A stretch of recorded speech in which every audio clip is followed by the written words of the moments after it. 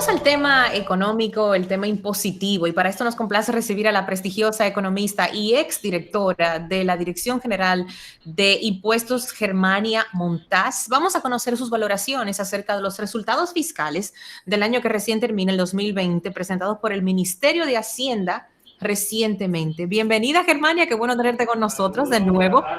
Buenas tardes, muchas gracias por invitarme. Ya yo estoy casi en la casa. Muy buenas tardes. Usted está en la casa, ¿cómo debe de ser? Muy buenas tardes. ¿Cómo va todo? Feliz año nuevo. Mucha Gracias. salud para usted, para su familia toda. Muchísimas gracias, igual para ustedes. Germania, tengo aquí algunos datos para que podamos ir conversándolos y así podernos ilustrar nosotros y también a la audiencia. Los ingresos fiscales fueron de 28,000 millones, un 4% menos que el 2019. Y a pesar de que más de 24,000 millones de ingresos extraordinarios que reportó la Tesorería Nacional, sin esos ingresos extraordinarios serían 52,000 millones menos que en el 2019. Eso corresponde al 1,2% del Producto Interno Bruto. ¿Qué te parece esa cifra? ¿Qué significa esa cifra, como yo siempre pregunto, para el bolsillo del ciudadano común? Bueno, lo que significa es que el gobierno recaudó pues 52,000 millones menos. Claro, el resultado es 28,000 porque el gobierno empezó a hacer acuerdos, no este, sino ambos, ¿verdad? En el año, los gobiernos de este año, para obtener fondos extraordinarios, como son, por ejemplo, de riesgos laborales. ¿Se recuerdan de aquella aporte que se hizo por ahí, que la super de bancos, que el FOMPER, y todo eso hizo que Tesorería Nacional pues colectara dinero que no tiene que ver nada ni con la actividad económica, ni tiene que ver nada, sino fueron ingresos extraordinarios. Si a esto le sumamos además que hay una ley de revalorización y transparencia patrimonial que incluye una amnistía que no sabemos cuánto de ese dinero también corresponde a eso, estamos hablando que los ingresos con que el Estado contó fueron bastante menores que los del 2019, no los presupuestados, ni lo que pensaba recaudar en el 20, no. Estamos hablando de que el presupuesto fue mucho menor, o el ingreso, perdón, mucho menor que el año 2019. Eso mide un poco el tamaño de nuestra crisis, porque cuando hablamos de 52,000 millones, estamos hablando de 1,2% del PIB. Eso puede querer decir que si nosotros teníamos una presión tributaria, tanto que hablamos de esa presión tributaria de más o menos 14%, probablemente este año estemos terminando con una presión de 12%, una presión tributaria. Un poquito más de presión fiscal, pero por ahí. Imagínense ustedes que la Estrategia Nacional de Desarrollo hablaba de 16% de presión tributaria, pero como en el 2016, para allá atrás.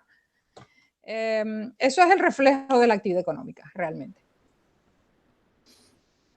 Había otra información, ¿no? Sí, claro. Hay otra de las informaciones que suministró el Ministerio de Hacienda y era que si se toma solo lo recaudado por la DGI, que son menos 40 millones, es decir, en negativo, los 40 millones. 40,000 millones. 40,000 millones, exactamente. Y de la DGA, que son menos 17,000 millones, igual las cifras en negativo, que representan mejor la actividad económica, la caída con respecto al 2019 es de 57,000 millones, es decir, un menos 9%. Este resultado incluye ingresos adicionales por concepto de la ley 46-20, de los que no se tiene detalle.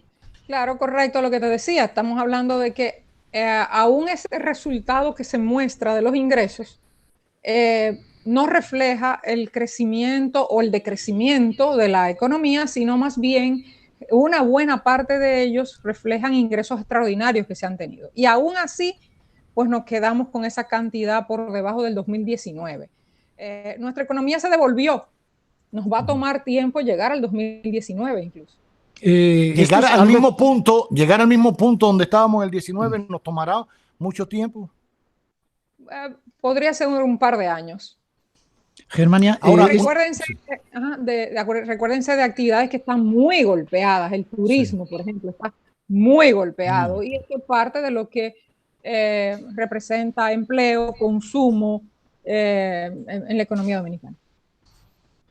Germania, esto es algo que está pasando a nivel internacional también. Hay muchos indicadores que establecen incluso porcentajes para países muchísimo más desarrollados que nosotros, mucho mayores a ese 9%, a ese 11, ese 12%, que están peor, mucho peor que nosotros, y quizá les vaya a tomar muchísimo más tiempo recuperarse, aun siendo países más desarrollados que nosotros. Pero a la persona de a pie, a la persona que nos está escuchando, a la persona normal y corriente, ¿cómo se va a traducir esto? Porque de repente el gobierno toma medidas y decide pues no hacer infraestructuras viales, o decide recortar su gasto en educación y coge de ese famoso 4% un 1 o un 2 y lo traslada para otro sitio. Toma este tipo de medidas que de repente puede hacer, o de repente nos endeudamos muchísimo más, porque es necesario tener ese dinero para lo que sea, pero al transeúnte normal y corriente se le va a reflejar en qué.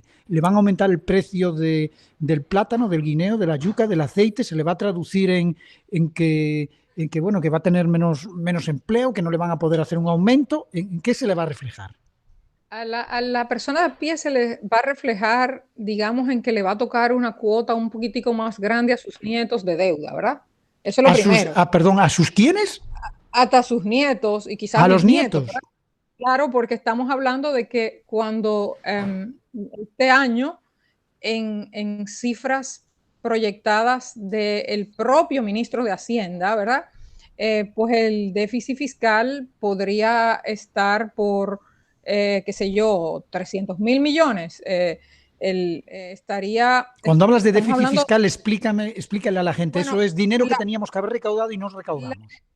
Bueno, es la diferencia entre los ingresos y los gastos. Okay. Recuérdate que sin tomar en cuenta la amortización de la deuda, ¿qué quiere decir? El ingreso que le entró al gobierno menos lo que gastó. Bueno, ¿cuánto, digamos, cuál es la diferencia? En el caso nuestro, la diferencia es negativa y ese déficit presupuestario, o sea, esa diferencia entre el ingreso que recaudamos y lo que gastamos, preliminarmente, según datos de Hacienda, pues son 345,000 millones más o menos, ¿verdad? Que hay que salir a buscarlos a donde sea, ¿no? Para seguir funcionando. Que ya lo buscaron, porque acuérdense que cuando se habla de déficit es dinero que tú tienes que pagar, probablemente, lo otro es la deuda. Y eso significa que el año que viene, a pesar de que el gobierno proyectó un menor gasto en su presupuesto del 2000 respecto al 2020, proyectó que iba a gastar menos, aún así proyecta una deuda, tomar prestado aproximadamente 300,000 millones más. O sea, eso es lo primero. Al ciudadano de a pie le va a tocar que sus nietos y bisnietos tengan más deuda, porque no queda de otra. No hay forma de recaudar más en un año, en 2 años, en el cortico plazo, y sin embargo se ha tenido que gastar más. ¿Por qué? Bueno, porque tenemos gastos que no estaban previstos, provocados por la pandemia, porque fase hemos dejado 1, de recaudar. No sé qué, fase no sé cuánto, ayudas, etc. Bueno, solamente eso, fase 1, fase 2 y quédate en casa y bla, bla, bla, son más de 15,000 millones mensuales. Fueron en los últimos meses. Estamos hablando de que no se pensó hacerlo y de repente tú tienes que gastar en eso. Ahora bien, para el año próximo significa que ya el gobierno habla de pacto fiscal, ¿verdad? Significa que el gobierno dice, yo voy a recaudar tanto, voy a tener un déficit de tanto, según el presupuesto, voy a tomar prestado cerca de 300,000 millones, pero para el 2022 yo no puedo seguir así. Porque Germania, entonces, ¿qué va a pasar en el 2022? Yo tengo curiosidad. Pero a propósito del pacto fiscal, ¿cuánto garantizaría en medio de una crisis económica recaudar un pacto fiscal? O sea, ¿cuán prudente es hacerlo? Yo sé que es necesario, incluso es parte de una ley que se ha incumplido desde el gobierno anterior del PLD, de Danilo Medina, porque era parte de la Estrategia Nacional de Desarrollo. Pacto eléctrico, pacto por la educación, pacto eléctrico, pacto fiscal, etcétera, etcétera. Todo eso se ha olvidado. Ya ahora el pacto eléctrico, que era en diciembre, tampoco se sabe cuándo se va a firmar, que la sociedad civil ahora está en contra. Bueno, hay que recordar que el PRM en su momento le echó el pelo en el sancocho a aquel pacto porque no estaba de acuerdo y dio 10 puntos que yo espero que estén ahora resueltos porque ahora es gobierno, el PRM. Pero ¿cuán viable es para bajar un poquito toda esa deuda y todo el déficit, hacer un pacto fiscal este año? ¿Para qué sirve? Bueno, este año yo creo que en mi opinión, ¿verdad? Yo creo que el propósito debería ser consensuar cuáles serían las medidas del pacto para el 2022, entiendo yo, porque el 2021 tiene un presupuesto con una deuda, con unos ingresos y con unas proyecciones que están ahí. Yo presumo que durante este año lo que se va es a iniciar el diseño de una reforma para proponer en el marco del pacto fiscal, que es básicamente juntarse en el Consejo Económico y Social a pactar qué cosa va, qué no va, lo cual no es fácil, ¿verdad? Porque cuando se habla de impuestos, todo el mundo está de acuerdo, pero para el otro, ¿verdad? Exacto. No para mí. Los impuestos son buenísimos, no queremos deuda, no queremos déficit, pero que el otro lo pague, ¿verdad? Exacto. No, y si lo dejan correr un poquito más, Germania, y lo pegan al 24, van a decir, no, pero ahora vienen elecciones, no podemos hacer ruido, y vuelve el pacto fiscal a encabetarse. ¿Qué pasó en el gobierno anterior? En el gobierno anterior no le dio tiempo. Hicieron la reforma en el 2013 y pensaban que todo iba a estar perfecto y en el mejor periodo de precios bajos de petróleo, buenas exportaciones, no se hizo.